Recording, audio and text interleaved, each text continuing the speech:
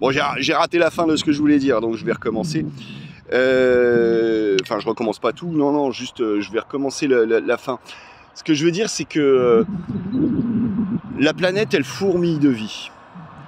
Et elle fourmille aussi d'êtres humains. Et quelque part, les petites bêtes que j'observe beaucoup et dont je prends soin parfois, elles méritent notre considération en tant qu'êtres vivants. Mais on ne peut pas s'empêcher, à chaque pas qu'on fait, d'en écraser des milliers.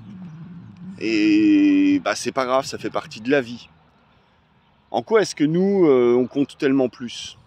Vous voyez, surtout que les petites bêtes, elles font, voilà, elles font ce qu'elles ont à faire pour survivre. On fait ce qu'on a à faire pour survivre, mais on va tellement bien au-delà.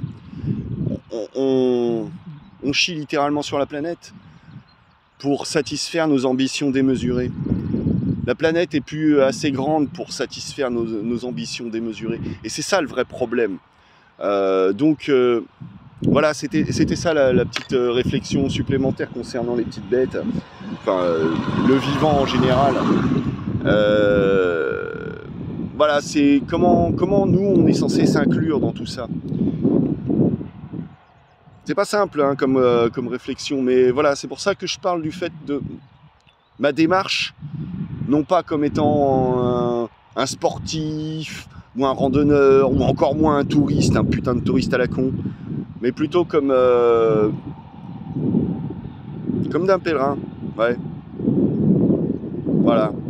Même si je fais pas de pèlerinage, là, si je disais l'autre fois pour blaguer, je fais mon pèlerinage pour aller voir mon pote. Puis en même temps, je suis allé faire un petit coucou au Mont-Saint-Michel parce que c'est des vieilles pierres, parce qu'il y a beaucoup de choses, beaucoup d'histoires qui se cachent derrière tout ça.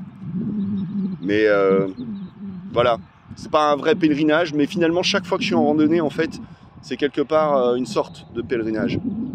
Voilà. Bon, sur ces belles paroles, je vous laisse là et je vous dis à bientôt. Ciao.